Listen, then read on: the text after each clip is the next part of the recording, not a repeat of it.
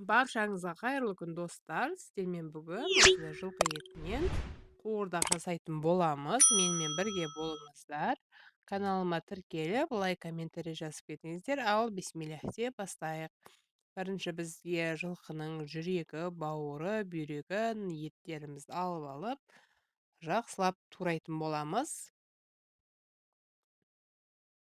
Осылайынан барлығын бір келкі қылып, жіңішкелеу қылып турап алатын боламыз.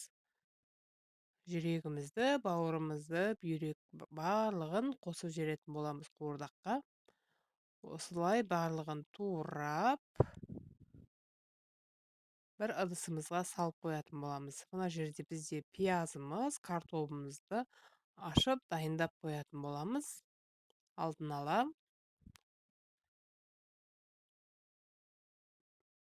Одан кейін пиязымызды осылайынан ірілеу қылып турап алатын боламыз.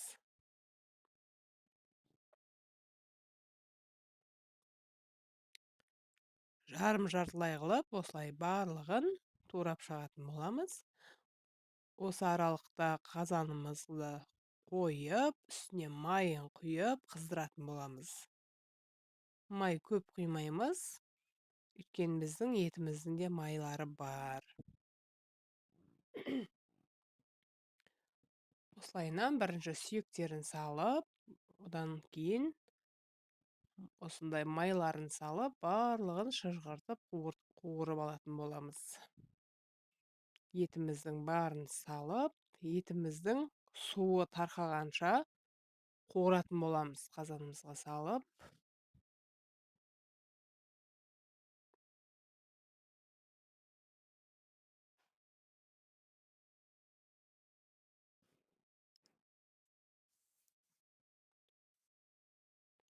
Осылайынан барлығын бір келкі қылып, етіміздің сөлі бөлінеді, суы, сол тартылып кеткенше қуырып алатын боламыз.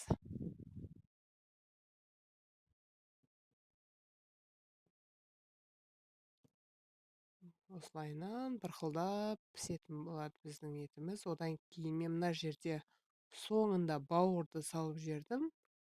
Бірінші салсаңыздар, бауырдың қарасы шығып кетуі мүмкін. Сол үшін жақсылап қуырып болғаннан кейін салсаңыздар, өте әдемі болып піседі бауырымызда.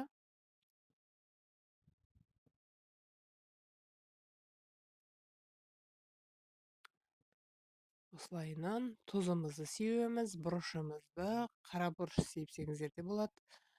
Зіра салсаңыздар да болады, чеснок салсаңыздар да болады. Барлығын осылайынан салып, жақсылап отырып, бір араластырып қуырып алатын боламыз.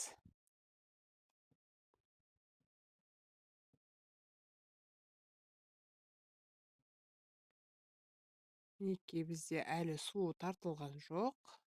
Осылай тартылған кезінде пиязымызды салатын боламыз. Суы тартылған кезде өзі көрінетін болады.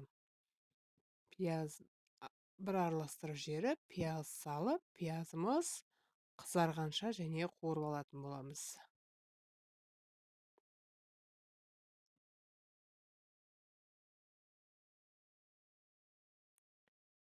Осылайынан барлығын салып, бір келкі қылып қуырып алсаңыздар, өте әдемі шығады.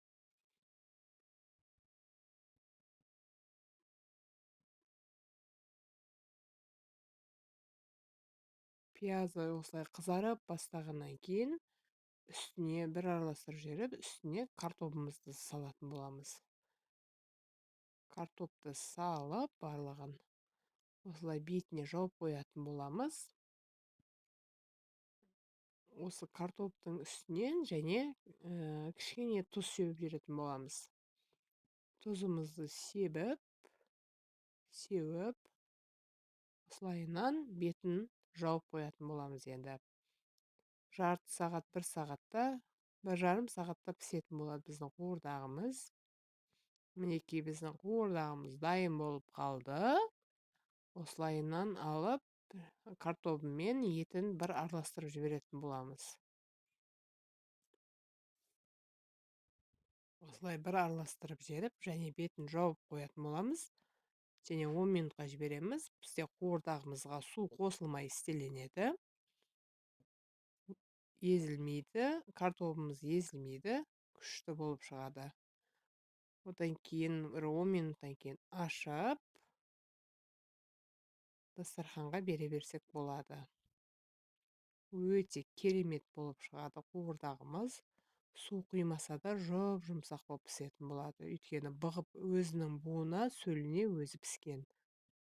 Мінекей бізде қуырдағымыз дайын. Үстіне көкөніс сепсеңіздер де болады, пияз сепсеңіздер де болады. Пиязымызды сеуіп ұсынсақ болады. Бізге ас болсын, сіздер де жасап көріңіздер.